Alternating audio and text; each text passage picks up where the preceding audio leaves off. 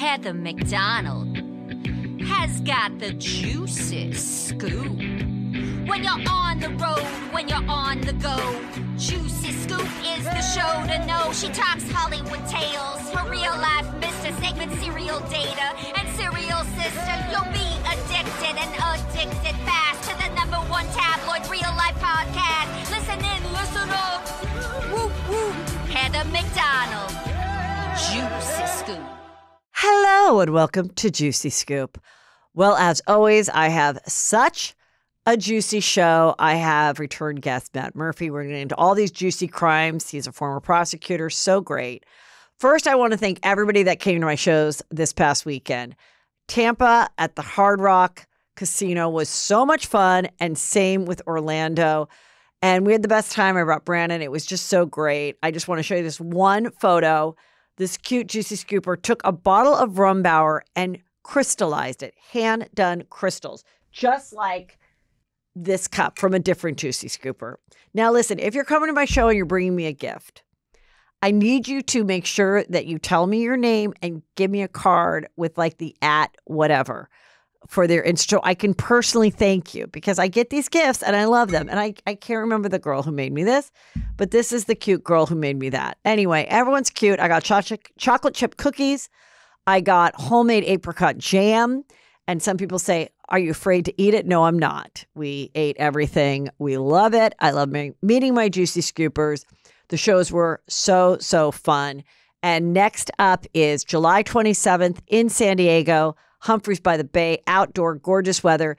Julie Goldman will be joining me. Then I'm going to Houston, Dallas, and Austin, August 8th, 9th, and 10th. And then I'm in Saratoga, winery country in California, with the fabulous Chris Frangiola, and then Vegas in September with Brandy and Julie. So everything is at heathermcdonald.net. Make sure you buy your tickets there. And also you can join my Patreon. So make sure you get it so you're not bummed out. You don't miss out. And then there's a bunch of other fall dates. Okay, first of all, here I am dancing around. Brittany Brave also opened for me. She's a very funny comedian. We had so much fun. Okay. I woke up to this story being sent to me by probably over 100 people. They said, Heather, why are you always right? You're the first person I thought of. Should we be concerned? And I say, yes, we should. I am talking about that fact that Taylor Swift did a new bit on stage at her Eras tour with her boyfriend, football player Travis Kelce. As Juicy Scoopers, you know I've had concern about his thirst and also her wanting to masculate him, not emasculate him, masculate him. Make him think he is more funny, more charming than he is. Now, this was her choice to put him in this bit. And I'm sure 99.999 Swifties absolutely love it. And they're mad that I'm thinking it's anything but a delightful sight for the eyes and ears. However, I do not think this is good for the relationship. First of all, I think he should have already asked her to marry him by now. And I think putting him in this bit, it's just it's dork. It's dorky. It was corny. Now, I have yet to go to a Taylor Swift concert. I love her songs. You know I've been behind this relationship. But the fact that so many people sent it to me shows me that you had concern as well. The bit is, and I only saw from like what Page 6 showed, she's like a little doll, like a dead doll or something. And they bring her out and he's wearing like Tails tuxedo from like, I don't know, the 20s. And they have like kind of music. And he's with two other guys. And the crowd is going crazy because they see that it's him. And then he's doing her makeup. And then she takes off her clothes. And he's like, wow, wow. Like, I can't believe she's so pretty. I don't know what this was. It's my opinion, it was a mistake. It was a mistake for their future of their relationship. He's already got a talk show that he's doing, a game show. He already has sung at certain events. Now, people said, Heather, is it okay? He didn't sing. He just danced. I think that could be worse. She made him a comedic backup dancer. I'm going to say a prayer. I want them to work out. I don't want you to attack me for my opinion. But it's everything that I feared. It's everything that I predicted would not work out if this happened. I don't want my predictions to come true. People are like, Heather, why are you even putting it out in the universe? So I'm going to pray that this was a one and done that they get engaged and get married and have babies, and he continues to play football and keep his podcast and leave it at that he doesn't become a professional dancer or country singer. But it's looking like everything I feared is coming true, and I apologize for that. Good luck to you. I did a emergency Taylor Swift video about it, and most people are agreeing with me right when I found out. So you can find that on Instagram. Of course, follow me. Are you actually listening to Juicy Scoop and you're not following me on Instagram? Crazy. All right, you guys. Now let's get into the juiciest crimes ever with Matt Murphy. Hello and welcome to Juicy Scoop. I am very excited, and you are going to be too, because I have a return guest. Prosecutor turned commentator turned now author. Juicy Scoop regular Matt Murphy. Catholic schoolboy turned good guy. Welcome back to Juicy Scoop. Thank you very much. I was telling my son Drake, because he drove me to the studio so I could work on what we're going to talk about today. And I said how we met. And I go, well, the story's kind of great in that we rented this house for 5 weeks in the summer in Newport. And my friend Kate Casey, who a lot of people know, she's got a great podcast too. She lives in Newport, and she goes, you're staying in that gated community where one of the juiciest crimes ever happened.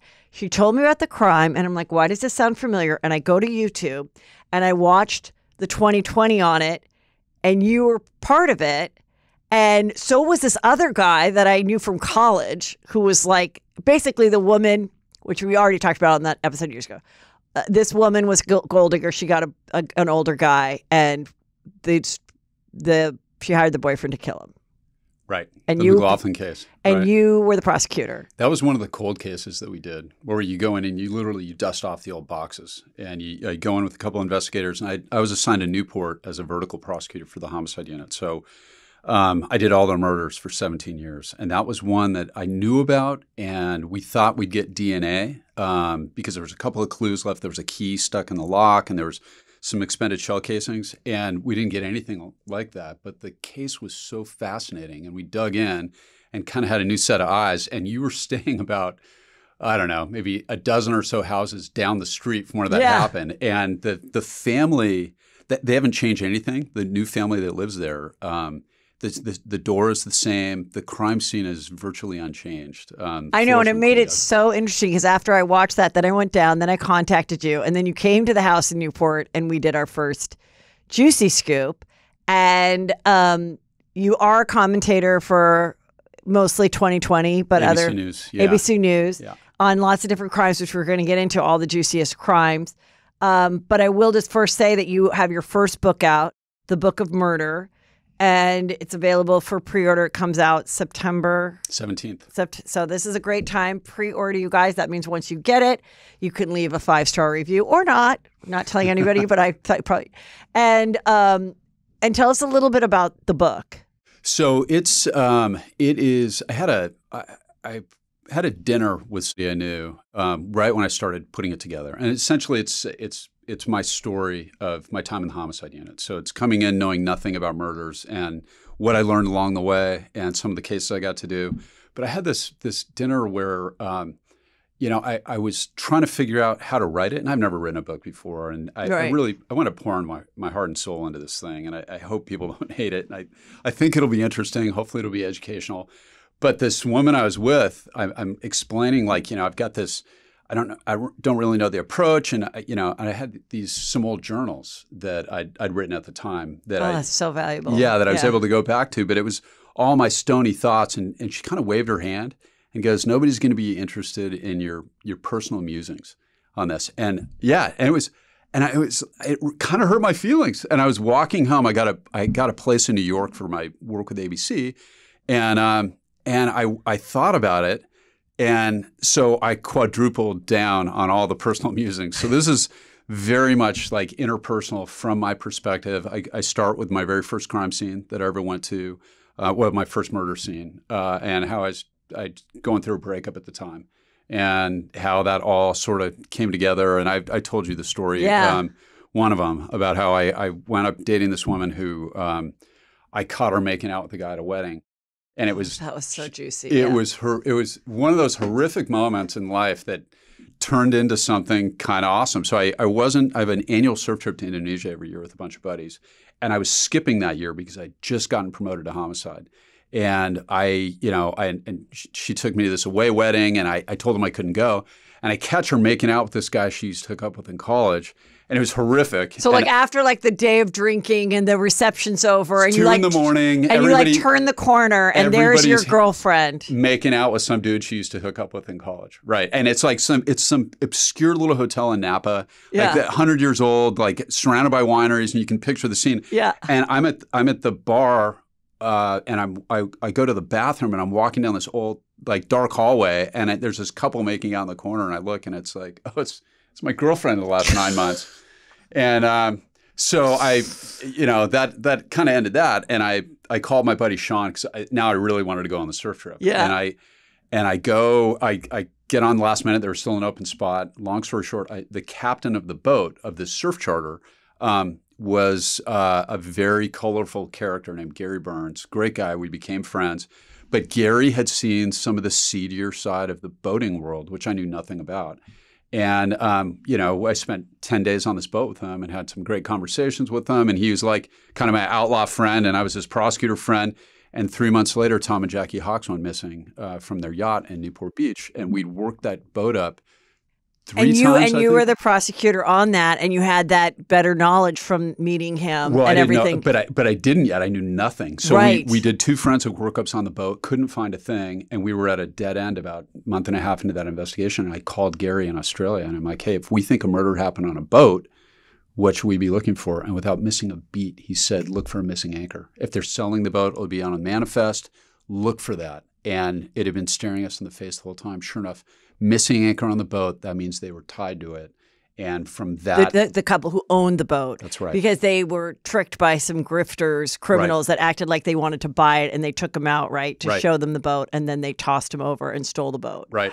So I do a whole chapter on that in the book. And, that was a really juicy one, too. Thank God for cheating girlfriends, because it led to the break we needed in that case, and their whole house of cards came tumbling down. We prosecuted everybody. I always, think of that, too, and maybe it's faith that we share or whatever, but in my life, there's been so many times when something's happened and I have regret. Oh, I should have picked up the phone. I wish I would have done this.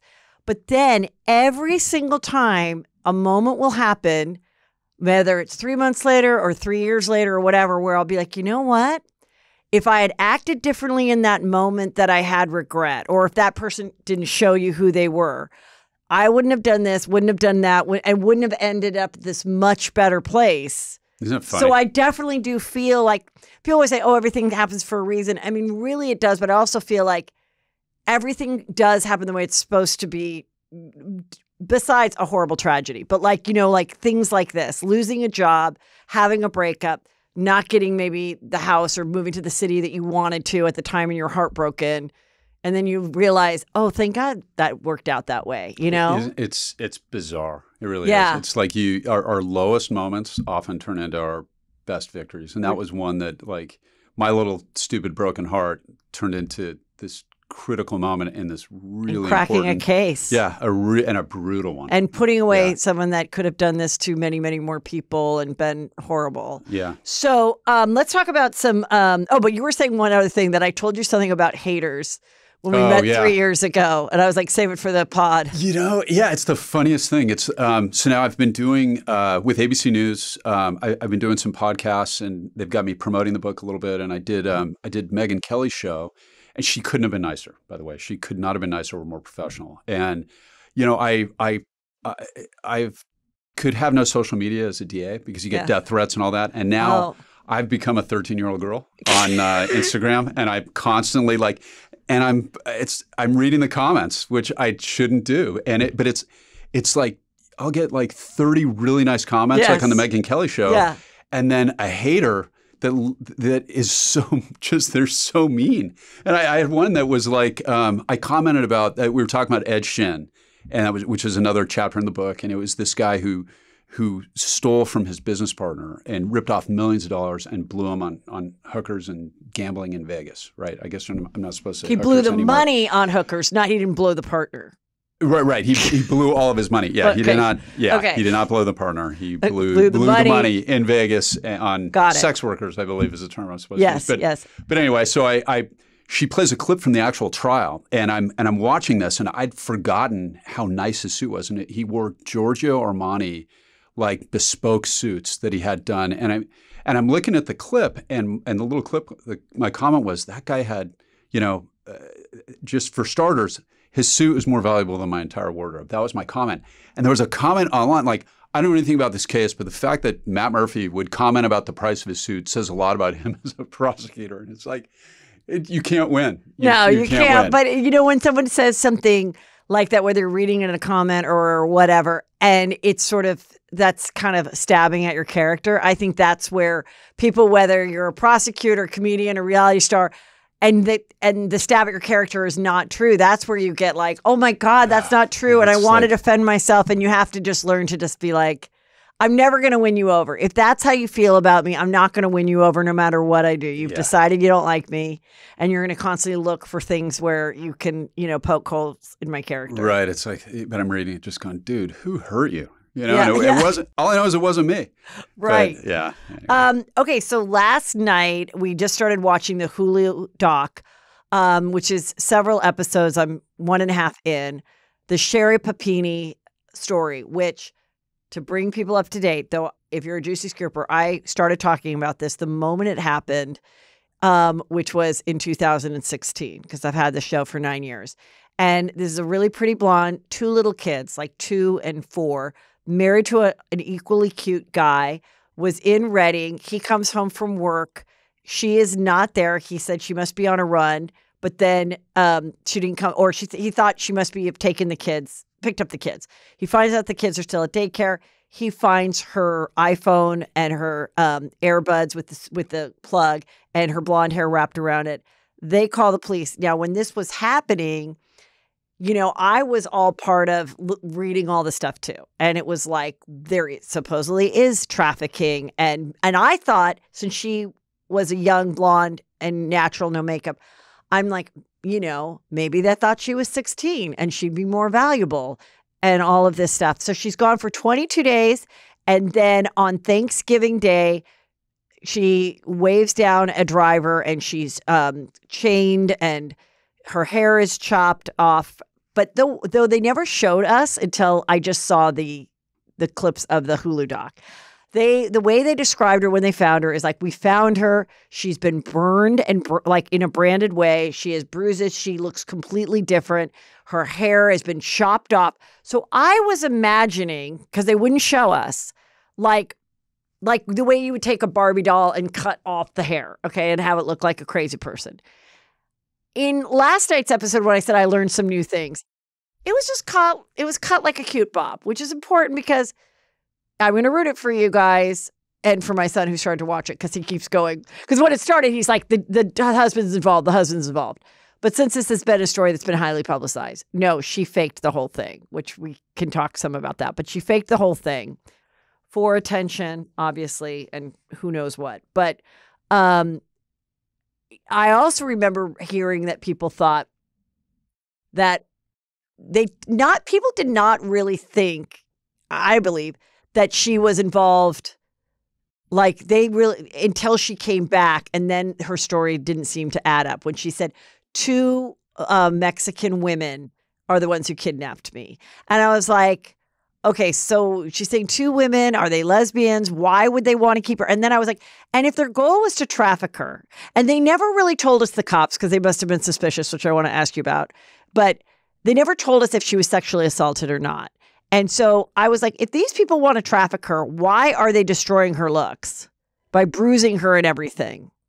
Are they 2 Mexican women who are just jealous that she's beautiful? It made no sense.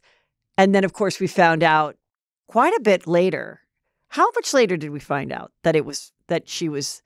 Well, I don't know when we officially found out. I was still in the office when that happened, and we were watching that. She turned up in Huntington Beach, so that's not exact. That wasn't one of my cities, but I did a bunch of murders with them. Yeah, that's a top-notch police department. Now tell us about the Huntington Beach, and you can share that part about how she was staying at this former boyfriend's house. Yeah, it turns out why don't you she explain spent, that? what was it, 30 days or so, or 3 weeks with an ex-boyfriend from high school that she had basically broken up with him and then married the guy that she was with, who is, in fact, by all accounts, a really good guy. Yeah. So, when she first went missing, the media, as we've seen, that when somebody goes missing, that's really when the media gears up, because people want to help find them, and that captures the public attention more than anything else, right? Like, and sadly, being a pretty white blonde, well, and predominantly those people get more press. But now there's so many people that do press, myself included. I was obsessed with the story too. So it's like you're getting traditional press, but then you're getting people doing videos and discussing on social media as well, because of the circumstances of her looks too. Right. Played a role. Yeah. And the thing is, my head and everybody else in law enforcement, when a woman like that goes missing, you're not thinking they're being trafficked like, that Liam Neeson movie, Taken, right? Like that's, I guess it's real. It's real somewhere out there, but it's what actually happens in those cases is those are rapist murderers, and that's those guys, those predators exist. They've existed forever, and unfortunately, California right now we're tacking back towards early release, and there's more of those guys out there, and that's where everybody's head goes. It's like, okay, she's been kidnapped or raped, and she's going to be found dead. If she's ever found, Yeah. she's going to be found dead. She's going to be in a ditch. She's going to be raped, murdered. That's it. As soon as she turned up with that story, every cop in California, every prosecutor who's done murders said, there is, can I swear in this? Yeah. Yeah, it's like, that's just bullshit. Her story doesn't happen. She's kidnapped by two women, and you're exactly right. You immediately eliminate every motive to actually do that. There's no sexual assault described. Okay, Right. so you can't say that never happens, but that never happens. Okay. And then, so there's no sexual assault, there's no murder. They brutalize her looks exactly like you said. If they're going to sell her in some way or in some way trying to traffic her, that makes no sense. And they branded her. Don't forget, and the way she described that, it was she described it as a hot tool, I think, or like even the description didn't make sense. None of it made sense, and immediately everybody knew that there was something radically off with that. And then her ex-boyfriend, I think, came out. He was, Well, I'm kind of excited to watch it because I was trying to remember. But basically, the way I remember reporting on it in the past was I was like, oh my God, this guy is not the sharpest tool in the shed. He just didn't seem very smart. The ex-boyfriend? The ex-boyfriend. Yeah. He believed her. She did the story of, I'm with this abusive man. And so what I learned from last night's show, which I didn't know, is the husband, there was viral video of moments that they shared of him being interrogated, but then also when she came in. But these interviews I'd never seen before. And in the initial interviews, he was like, well, before we got married, after we got married, but before we had kids, I saw text messages that she was texting with this guy that she met on a work trip. And so he's like, so I did a post-nup with her. And so he's like, so what would that mean? The cop said, and he's like, if we were to get divorced, she would have nothing. Not a car, nothing, which I was also like, well, that doesn't make you look very good, dude. But whatever, she agreed to sign it. But she was flirting and everything on text. So then that guy, or one of these, there were several guys that she was flirty with. So then this one took the bait and she said to that guy too, I have an abusive husband, this and that. He's like, okay. So he made a plan to pick her up, and then they went to Huntington. And what I still don't know, and do you know, did she ever sleep with that boyfriend? Because from the initial reports, it was that she didn't. And I was like, this guy really is a chump. He really did screw up. That's supposedly she did not. So imagine that. So that guy has her staying there.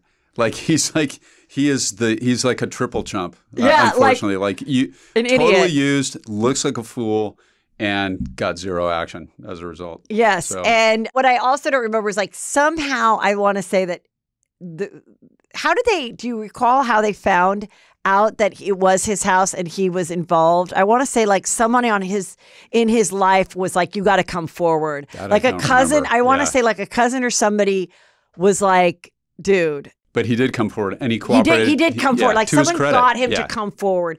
And then what was interesting about liars is when she described the room that she stayed in with, and then what was crazy is she names the two girls Schmetty and Taint. Yeah. Taint as in like your taint. And she goes, Schmetty was the big one and Taint was the little one. And I felt like Taint wasn't as mean as Schmetty. I'm like, this is comical. Like, this is crazy. And so, but when I remember this, that she, in her describing her lie to them about Schmetty and Taint, she described the room exactly as the room that she actually stayed at his place in Huntington. Right. Like which is the wall, where the window was and all that, which is what? Tell me about liars. Which is the genius of every good liar will tell you as much truth as they possibly can, and then they will insert the BS. Like Skylar DeLeon, that case we were just talking about. That guy was a gold medalist liar. Which story? He was the killer of Tom and Jackie Hawks. Oh, of the boat people. Yeah, and it was, he would inject so much truth. So when you investigate it, it's like, hey, well, they really were looking to sell their boat. They really were looking to buy property in Mexico. Right. And so when the police go and they try to corroborate stuff, they find things that are true, and then they just can't corroborate the lie. So it's like that's advanced lying. That's varsity lying. And she was doing some of that. And what's interesting in episode 2, they start to get into the lies that she told throughout her life. Yeah. So she had these 2 like cuts that had kind of slightly scarred over on her back that looked like little wings. She told the husband that an ex-boyfriend took 2 knives and went like that. She told a friend that her dad did it. And of course, she had self-inflicted it. Right. So these wounds that happened to her, they were all self-inflicted? They were all self-inflicted, yeah. Like very Gone Girl-ish. Yes. Yeah. Yeah. Yeah, and the problem with that, there's a woman outside of Atlanta who just did something very similar. This is not a one-off. This is a thing. What's the story in Atlanta? Same kind of thing.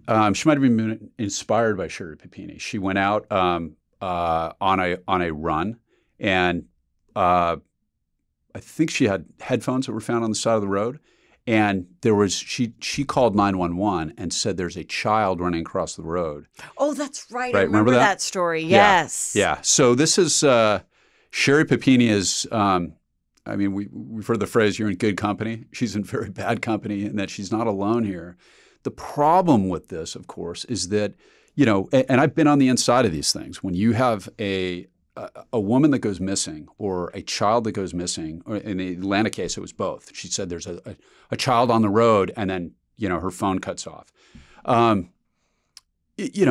Every cop in that entire area, drops what they're doing and goes to work on the case. It's like all hands on deck, and they did that with Sherri Papini, and they did everything that they could. And there's a lot of really, like, the vast majority of police officers are hardworking, dedicated people. Despite the bad press that they've gotten in the last couple of years, they're some of the best humans I've met over the course of my life, and they drop anything they're working on to try to find that poor woman or that poor kid.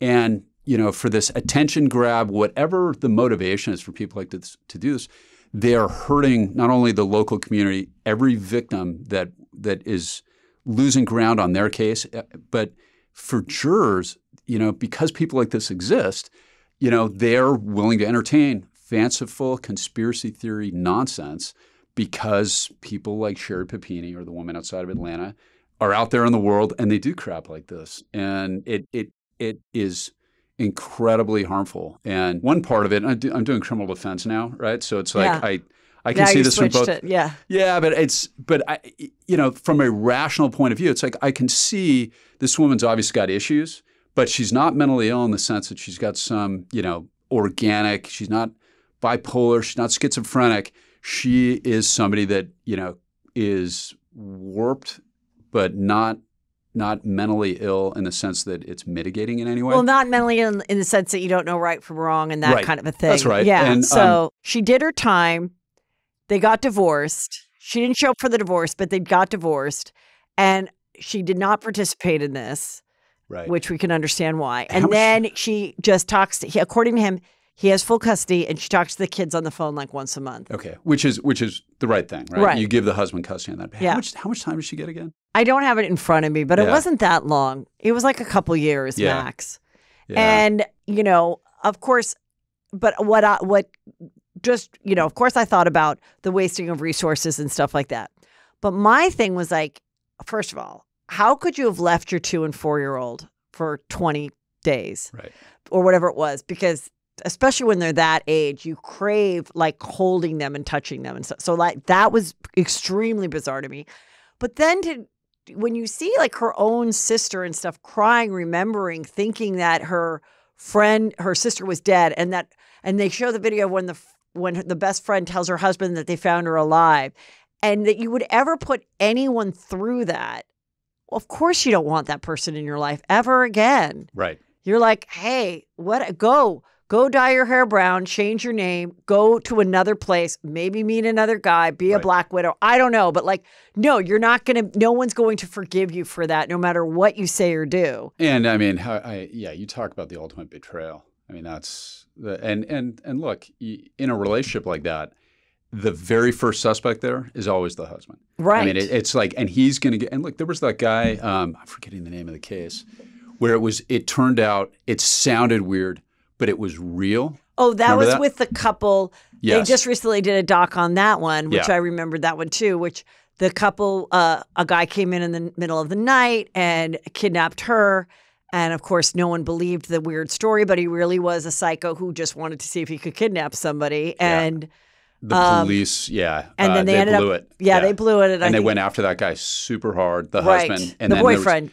Yeah. Boyfriend. Yeah, but and in then, the end, they ended up getting married and having kids and made money off the doc and sued. So Yeah. good for them. But like, it's because of stuff like this that then people don't believe That's right. the stories. That's right. Or it is the story of the, unfortunately, I remember when I saw this too. And I do say, look, I'm not the only one that thinks it, but I know where I was when the Jussie Smollett story came out, and I was about to go on Wendy Williams as a guest. We were doing guest panels because she was not doing the show at the time. And I was like, this is a horrible story. But I remember they were giving the details because they wanted to talk about it. And they said 2 white men had ski masks on. And I remember I said, well, how do we know they're white if they have ski masks on? And MAGA hats. And MAGA hats. Yeah. But I was like, but how do we know they're white if they see? And I remember they were like, don't say that on the panel. Yeah. And I was like, okay, right. So I just remember what I said. And I said, this is so horrible. And to me, this is domestic terrorism because I still felt like it could be fake. But I was like, whoever is the terrorist, in this case, it was Jussie Smollett, because he ignited an already horrible situation socially in America by making us think that people are so evil. Right. But then, of course, going out for a Subway sandwich as a young actor at 2 a.m. in like 40 below zero, like all of it. But it's that thirst that I think has been like the people being thirsty for attention. We see it in real life with this woman, Sherri Papini. We see it a lot online with people making up stories, crying, acting like a victim, creating their own bots and things to go after themselves to look like a victim. It is this whole thing. It's knowing that if you go and do a crying video, you're going to get more views than if you were just like, I had a great day at a birthday party. Like it's so insane. I think that, first of all, anybody who hasn't seen it yet should watch the Dave Chappelle breakdown on Jussie Smollett. Oh, yeah. It is absolutely biting. Juicy, he calls him Juicy Smollett or something. Smollett, Yeah. It's French. Yeah. And it is, I think that if there's culturally what's going to help is when people like that get mocked. It's like, because then there's a sense of shame to it. And, don't do it. Yeah. Right. It's like what the old stocks that they used to do in the Middle Ages where whoever was bad in the village, they'd make them sit there and like the kids could throw rotten fruit at them or whatever. You know what I'm talking about?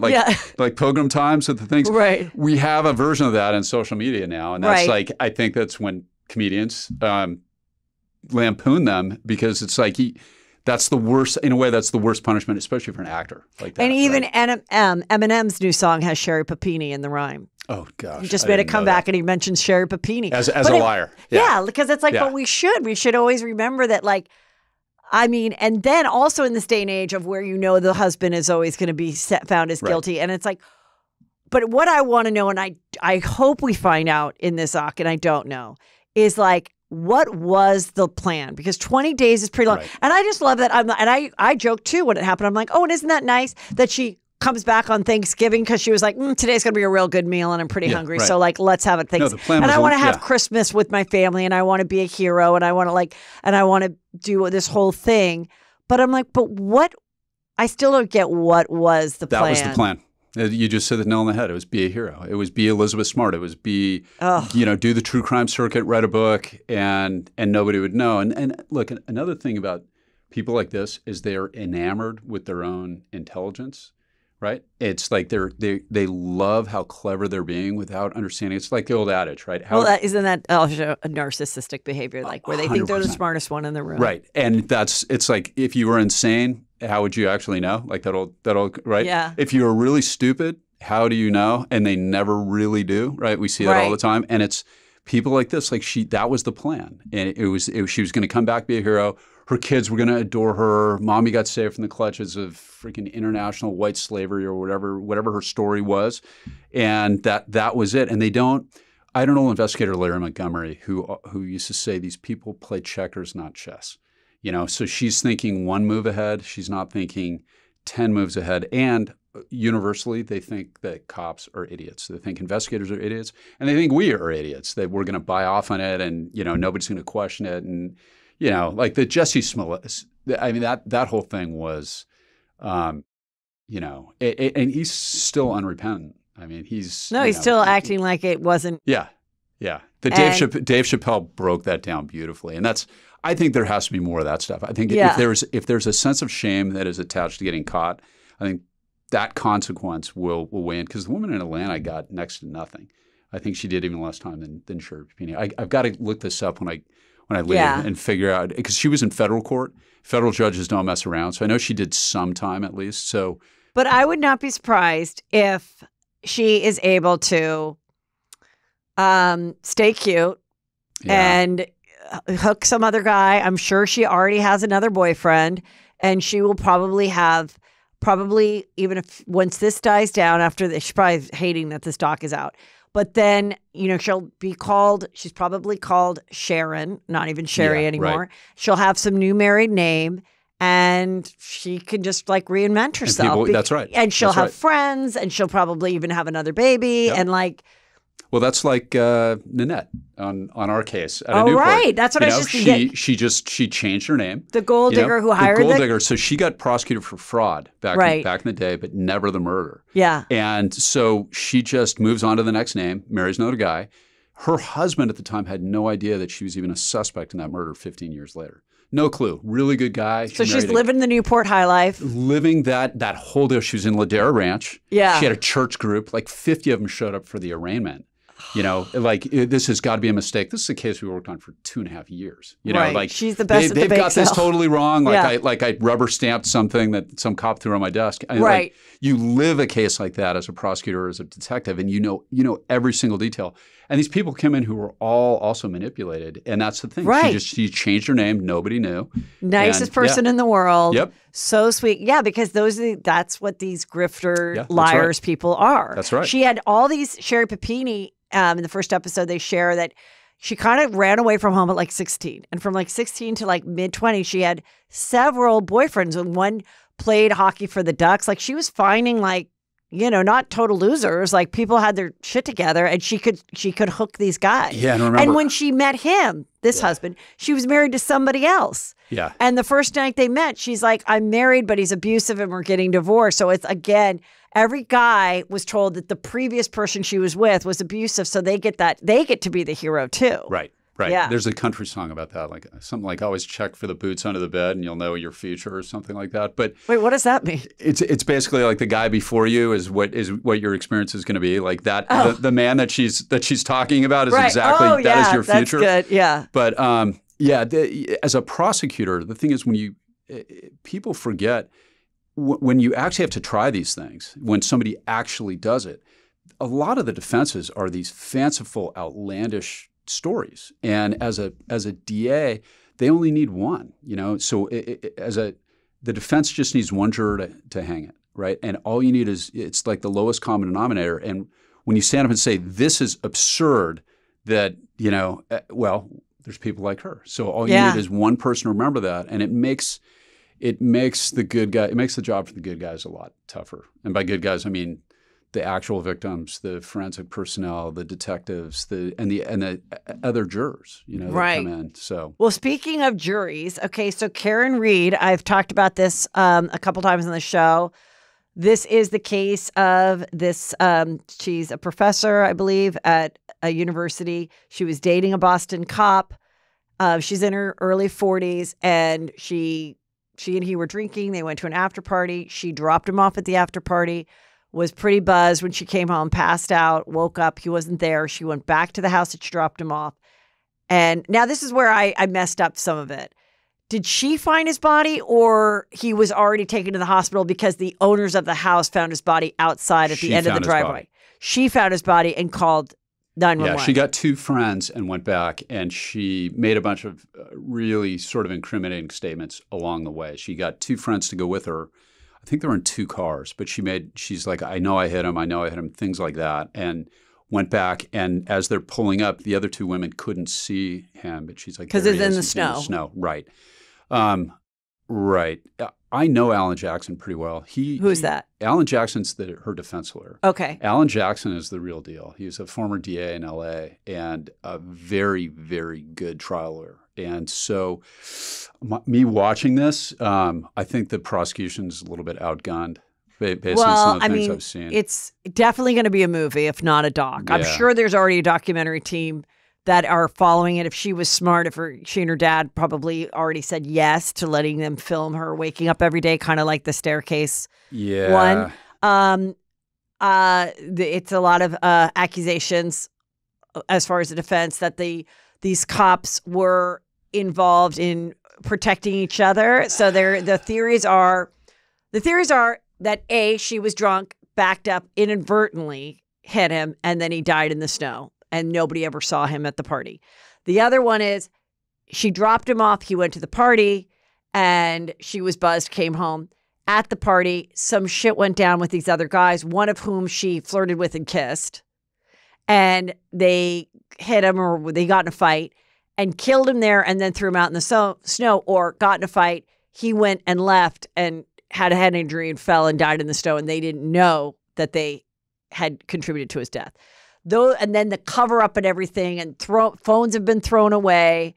And so yesterday they had or the latest ones are that the defense is putting on their case, and they had somebody drive by, someone who said, I drove by the house numerous times and I didn't see anyone. Yeah. Which I don't think that's that great, because it's nighttime and it's snow and snowing. It's snowing heavily too. Yeah. And not seeing somebody under those circumstances, especially you're not looking for a body that's down. And they charge her. They charge her initially. It's a murder case, right? Right. And there's two ways you can get to a murder. You can, obviously murder, like intentionally killing somebody, which is what the defense is arguing. The other way is if you are so impaired, or it's called implied malice. Essentially, it's you recklessly disregard the safety of other people. And if you do so with a depraved and malignant heart, is the old language we used to have in California that's now been changed. But in other words, if you act so bad that you disregard the safety and well-being of other people, you can be charged with implied malice. You don't actually have an intent to kill, but you act so badly that we imply the malice. You imply the intent. Got it. So it's like fourth-time DUIs, or like that Grossman woman that happened up in your neighborhood. Yes, the one we who's talked about that racing one. with her boyfriend or whatever she was doing. Yeah, to remind people, Yeah. she was a socialite. She was married to a very prominent plastic surgery, but also has the Grossman Burn Center. And they had an open marriage at the time, and she was racing her boyfriend, was a part of the story, to go to a place that she was renting to have sex, probably. And there was a mother and her 4 kids walking, and her 2 boys were hit by her. Right. who was speeding, and there was all proof that there was speeding and everything. And so her whole thing, I think her defense was they went and tried to say that the turn, it's the city's fault. I don't know what that was going. Do you remember that? Yeah, what was going on with that? That's your classic implied malice murder. That was a horrific case. And she, despite, I'm not a fan of George Gascon as the DA of LA at all. And the woman who's in charge of that case was named Diana Turan. She just got charged with a bunch of felonies by the California Attorney General's office. The DA did? The DA's right-hand woman in Los Angeles County. George Gascon's a disaster. Right. We won't get into that. But the prosecutors who did that case were outstanding, and they achieved a murder conviction on that. Same theory here. And she got, I think, 19 years. She got 19 years. To life, right. And then I guess, so is that done now, or can she still appeal? There's a motion for new trial pending. Hopefully that goes nowhere. George Gascon is in everything he can to screw up that case. And those, in my view, my opinion, those little boys deserve justice, as does their family. And that woman is... If you read any of her stuff, she's very controversial, the defendant on that, just because she's so awful. Yeah. A lot of people think that she was Grossman, Grossman, the defendant. Yeah. So, I don't know her, but I know, and one thing obviously about working with the victims as a prosecutor, but to just then, you have a horrible death, you lose someone special in your life, but then with each trial, you have to appear, you have to live through it, then you get the conviction, then there's an appeal, then there's this, then they're there, and then you have to go never ends and make sure that they don't get out, and it's like you're living through that trauma every time versus just someone who died of in the hospital or whatever. Yeah. California's taken a big left turn away from victims, unfortunately. And Gascon is a perfect example of that. But so the same theory here with Karen Reed, as an implied malice, if he got out drunk and she backed up and hit him accidentally and knocked him into the snow, that probably should have been the entire focus of the prosecution from the word go. What I don't like about the defense, and it's probably going to be very effective, but it's just hard to watch. And Alan, I've had dinner with Alan. I really like Alan. Her defense lawyer. He is an excellent trial lawyer, and he's people think of LA and you think Marshall Clark, Christopher Darden, which are not excellent trial lawyers. And I no shade on either one of them. And I know Chris Darden is a nice guy. We get along fine, but Alan's the real deal. So you get a really powerful orator like Alan Jackson with these theories. My problem with Karen Reed is that she didn't just. It's not just about, hey, I didn't act recklessly because I didn't know that I hit him and running without defense. It's blaming people in the house for the death of this guy, where because now it's not just about her. She is, and there's is the guy's name Turtle Boy? Yeah. There's some local radio host who's got a podcast who is off the rails completely, and he's got people showing up at the homes of the people that were in the house, of the cops and stuff, of the people that lost their friend, who are from the prosecution's point of view, these are totally innocent people. They're just witnesses that thought their friends were coming over after a night of drinking, and he didn't show up, and they go out and they learn that he's died in the snow. And then he's got all these followers showing up at their house, picketing them, saying that they're involved in this conspiracy. It's kind of gotten a little bit out of hand. I mean, the thing about it, as far as because I was thinking, is it going to be a documentary? Is it going to be a movie? The only way it could be a movie is if somebody comes forward and we really find out what happens. Even if she gets off because they're just, the classic, if you're not 100% sure, you can't convict her, and it just goes and we never really know, which I kind of feel like that's what's going to happen, then that doesn't really make for a good movie. If it's going to be a movie about what happened, then we have to find out what someone has to finally confess or say that, so-and-so did get into it. Well, and he punched him out. And we were get the fuck out of the house, and then he stumbled and whatever. But there's no ring camera to show that, you know? And there's no witness that is ever going to come out and actually say that. No way, not in Boston. And not only that, but it's a pretty and look, I think the way this is going, I think it's going to work. I think the defense is going to work, if I have to call it. But there's jurors there, I guarantee, that are looking at this going, it was a heavy night of drinking because it was. Right. She was 3 sheets to the wind because she was. Yeah. She had something in her mind because she kept telling her friends, I know I hit him. I know I hit him before his body was discovered. Which is really bad because it's like, when you do drink a lot and the next day, it's like you sort of have like flashes like a movie. Right. And you're like, did I fucking say that? Right. And that's why you have like alcohol anxiety the next day because, so it's like she might have been like, oh, fuck. No, I kind of remember like I shouldn't have been driving or even, when that happens and you're like, wake up the next day and you're like, I probably shouldn't have driven last night. So, but they said they had clocked evidence that at least 7 drinks had been consumed by her. It's on video. It's on video. I think it's called The Falls. The place is called The Falls. They went to two different bars, I think, but there's her drinking patterns established both with the receipts and literally they have internal cameras and you can count the drinks. So she was hammered. And I don't even think she. So, if the argument arguably should be this is a horrible accident. She didn't mean to kill him. What does that mean? Is this a misdemeanor manslaughter? I mean, that's kind of one direction the defense could go.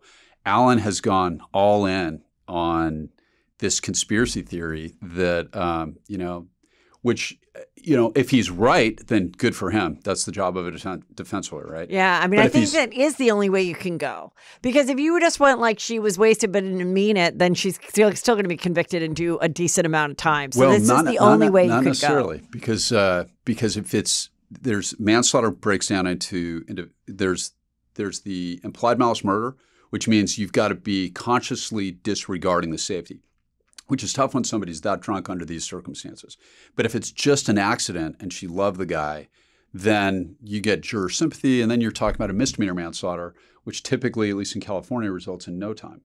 So it's, there's a lot to work with there from the defense perspective. So but then the defense could say the reason it didn't go this way is because the cops and the prosecutor and everybody knew what really happened. So they were like, we have to paint this narrative. And I'll tell you what, Alan, I've talked to me. He is incredibly persuasive and passionate as he goes through this. And look, I don't know. It's not my case. So speaking of drunk driving, over the weekend, Justin Timberlake got arrested. Cop didn't know who he was either. Amazing. Which is awesome. Yeah, amazing. Best part of it was, so he supposedly had a very stiff martinis or something and was driving home in the Hamptons, and the cop pulled him over and didn't know. And he's like, this is going to ruin the tour. And the guy's like, what tour? And he didn't know who he was, which is so funny and great. There's a photo of the guy. He's 22. And I'm like, can't wait to see him on The Bachelor next season. Like, you just know. Because everyone's like, I love him. That's what cops are supposed to do. But of course, he just saw another guy in his 40s that looked wealthy and white who was trying to get out of a DUI, and he's doing his job. Right. And so, like, good for him. Yes. And then other people have conspiracy theories. Were the ticket sales doing that well, much like J-Lo? Did he want to be arrested? No, I don't. I don't think anybody wants to be arrested for a DUI. Nobody wants to not do the tour. Right. Thank God he was arrested, because if he pulled a Rebecca Grossman or something like that, then he really would be done. He can twist this around. But there was a video of him recently performing and his eyes were like this, and everybody was like, he's on cocaine. Like, what is this? And then people wrote, I was at that show and he wasn't finishing the songs and he was out of it.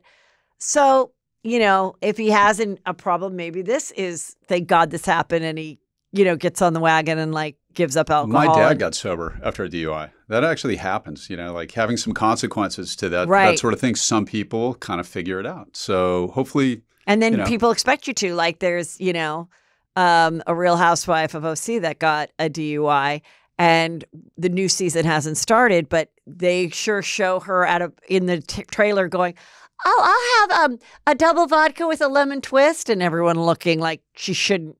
So, do you totally give up alcohol? You should, but not everybody does, and you don't necessarily have to. You just can never drive drunk again. Yeah, and the thing is that the days of this is going to ruin the tour, those days are long. Those days are long. Yeah, no one cares about the. No, and not only that, like I know judges and DAs get DUIs, and not all the time, but when it happens, they get a DUI. Like nobody's driving you home under those like it's 1955 and exactly. Those days are long and long since in the review. Well, that's good. Yeah. Okay, the latest on the horrible Idaho murders. There is a book coming out, which is, they said, this is from New York Post. A bone-chilling new book claims to reveal that the true target of the infamous University of Idaho murders, where the 4 young kids were murdered in their home. How do you pronounce his name again? Kohberger. Yeah, Kohberger. They have a suspect. He is arrested. He's going on trial. Is there really anything new in this book from someone that follows it? Now, if you didn't follow it and you want to know all the details, I'm sure they just collected all the details. But I always remember that was the theory, because he comes in the house and the 2 girls that lived on the first floor, he didn't go in there, but one saw him go up there. So he went to the main Madison room, who they think was the main, and normally she would be there by herself, but her girl, it was a drinking night and the girlfriend just crashed in her bed, her friend. So then he killed both of them. And then we think the boyfriend and the girlfriend, who were sharing a room, heard the commotion, got up and tried to stop it. Like, what the hell's going on? Right. And then they were killed too. And then he left, and then the 2 were saved at the bottom floor. Right. Yeah. So this is, first of all, that's an awesome photo, right? Look at how creepy he looks. Yeah. And of course, he's presumed innocent. I have to say that as a lawyer. But this is one of the things that's interesting about this. Sad. Yeah. Is this is kind of what homicide prosecutors do all the time. Because the thing about murder cases, which is different than any other kind of crime, is that your best witness is always dead. So it's about sort of filling in the gaps. And they have a whole forensic science known as blood spatter, without the L, spatter, where they try to reconstruct what happened in crime scenes based on the blood pattern, the way the victims bleed out. Sometimes there's blood on the ceiling, which is called cast off. And they try to reconstruct it. The theory in this is that he was targeting one of them, which does make a lot of sense. And because she was actually in bed with her friend, not in bed, but they used just to sleep together. Over. Yeah. Right. Which he might not have anticipated. Now, he'd been to that place. He'd been to that about a dozen times based on surveillance video. The house that they lived at. Yeah. So he was very intent on somebody. And serial killers is another chapter that I do in the book, and it's fascinating. There's this myth out there that they are it's a product of modern America, and we think of, because there's so many famous ones here, but serial killers have been around for thousands of years. Some of the most interesting cases, we know about Jack the Ripper, of course. There are people in continental Europe at the same time, late 1800s, when they first started trying to study this. And there's this fascinating book written by a German psychiatrist, kind of a contemporary of Freud, trying to figure out what makes serial killers tick. And he technically doesn't meet the, assuming if he did it, allegedly, he doesn't meet the FBI definition, because this would have been considered a spree. But there's almost always, for the true blue serial killers, there's almost always a sexual or an obsessive component. And they will, they think, or you or whoever, the theory of it is that he was obsessed with her. And because he was studying criminology and everything, that he was one of those that I was like, I'm going to see if I can do it. Like, I do think that's really creepy when I've seen stuff like that. Like, all of a sudden, he really hadn't done anything. He was a creep, but he hadn't done anything. And he was just like, I want to see if I can do it and get away with it. He was getting his PhD at Washington State. Yeah. And I want to see and so his plan might have been kill her, get out silently. Someone would find her the next day. And no one would ever know who did it, because they never dated. There wasn't any connection to him. But being that the friend was also in the room, that threw it off. That added to loud commotion, because he had to kill 2 people. And then he ended up killing 4. And so it was like the accidental serial killer. Like, it wasn't his whole. And that's interesting because like you said, he didn't fit the profile. What is the profile of a serial killer? A true blue. So true serial killer. So the FBI definition is somebody who kills 2 or more victims, and they might have added 3 or more victims at different events. But the typical, the long-standing definition is 2 or more victims at different events. But the problem with that is that includes gangsters who are a good aim, like active gang members, or nurses who do mercy killings, of like geriatric patients and things like that. So like, not those, though. If we're just focusing on predatory kind. The real guys. Like, so yeah. there's a, it's, and I'm going to butcher it because it's I think it's old German, but it's this book written by this guy, this psychiatrist, Dr. von Ebbing, and it's Psychopathus Sexualis. It's essentially he tries to figure out where serial killers are on a spectrum of sexual paraphilias. So he tries to fit them in, and he called them sadistic lust murders, which is really interesting because the true blue guys, like my Rodney Alcala case or my Andrew Urdiales case or Ted Bundy, the Night Stalker. Who were those two cases that you just mentioned? So Rodney Alcala was the dating game killer. That was one of mine. Uh-huh. He appeared on the dating game in the late 70s when he was at the height of his and they never murder found spree. him? No, we eventually found him. But all those years later, that's why you were... No, he got convicted in 79, and then it just kept getting reversed by the California Courts of Appeal, basically. And so I got it. We had one victim in 1979, Robin Samso, and then it went up to the California Supreme Court. Rose Bird reversed it once, retried in the 80s, went convicted again, sentenced to death again, went back up, and then it got gutted by the Ninth Circuit Court of Appeals, where they took out, they essentially, it's called law of the case, where they find evidence that shouldn't have been admitted. So you can't use it again. So it winds up on my desk, and I've got a really good composite and almost nothing else. And then we start getting DNA hits, which was awesome in LA County. And we wound up prosecuting him for 5. So he was never let out and committed more crime, but you figured out that he had killed a bunch more people than the one that he was originally convicted for. He wasn't let out after the first murder he got caught for, but he was let out after kidnapping, raping, and almost killing an 8-year-old named Tally Shapiro in 1968. So he got caught. He got out the back, went to New York. They found him working at an all-girls summer camp in Vermont. And changed his name. He was a graduate of UCLA Film School, and the guy had a genius level IQ. Went to Cantwell, and had also been on the dating game. And so he goes to prison, gets out after 34 months, and this was a brutal kidnapping, and she was in a coma for 32 days. He gets out after 34 months. 34 months. Absolute example of prosecutorial incompetence. Every time I read about it, or I get more upset. Yeah. But they let him out. He got returned. They violated his parole a bunch of times for essentially like grooming kids. And then the lead detective, his estimate, who's now a Superior Court judge and a hero, estimates he killed over 100 people. And it was all after he'd been released by the CDC, by the California Department of Corrections. And that's real. And that's, it's scary. But anyway, getting back to, sorry, we digress. Yeah.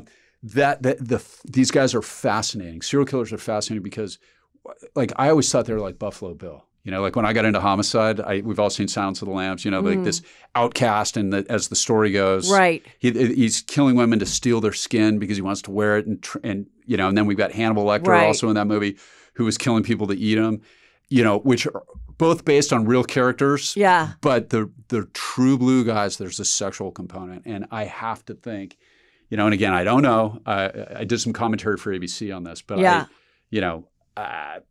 there has to be. I mean, you look at how pretty all those young women were. Yeah. And it's like the old saying, right? Mike Tyson had a quote: "Everybody has a plan until they get punched in the face. Like best laid plans never survive first contact with the enemy." I speculating wildly based on nothing but my own experience. Prosecuting these. I bet he went in to get one of them. I'm sure there had to be a sexual component. And then he was surprised by another person in bed. That wound up being too loud. The boyfriend, Ethan, that's a strapping young kid. He was an athlete. He was 6'4".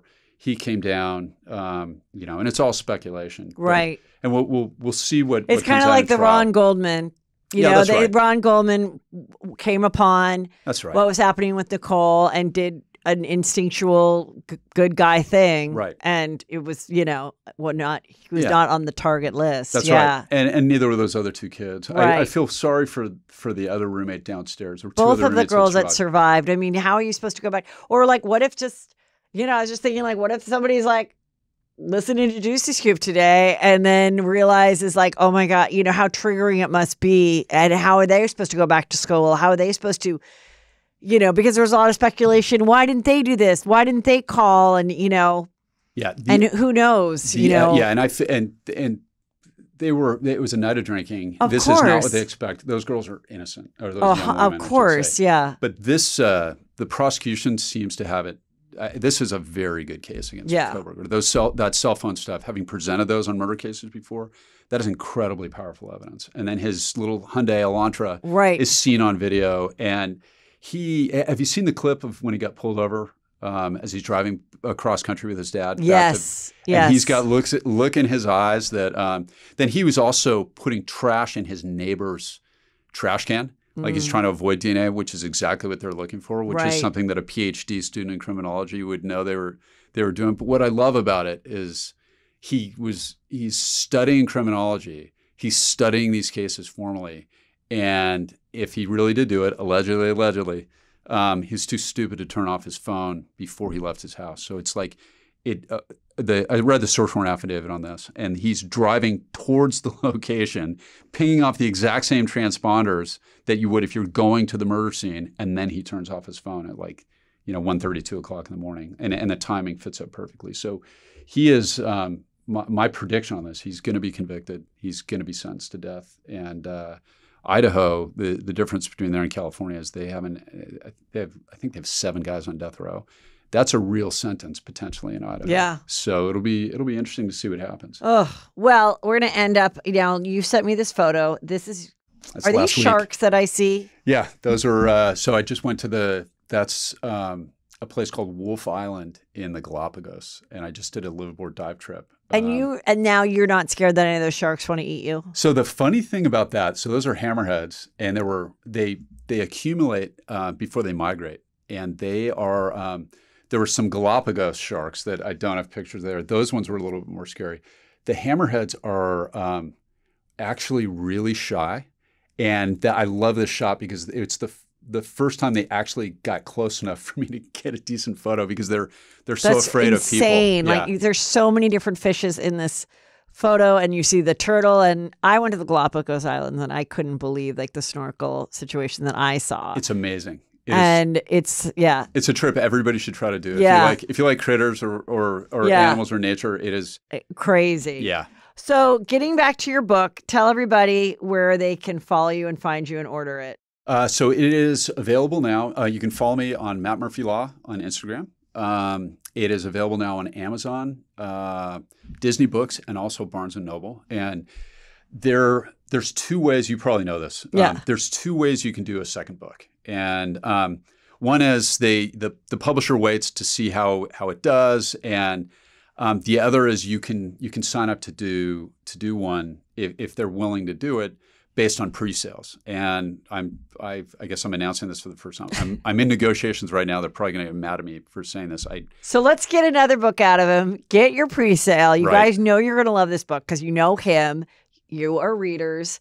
And this has personal juice, murder juice, and so much more. So good. Yeah, please. I hope everybody likes it. If you hate it, it's okay to lie to me because Wait, did my quote make it, or was it too late? No. Your quote is a part of the online advertising campaign that they're about to start. Yeah. Good. Okay. Yeah. Well, I'm so happy that you did it. And thank you for always coming back on Juicy Scoop. And this was really a great episode. So I love being here. So hopefully you'll have me back. Thank you.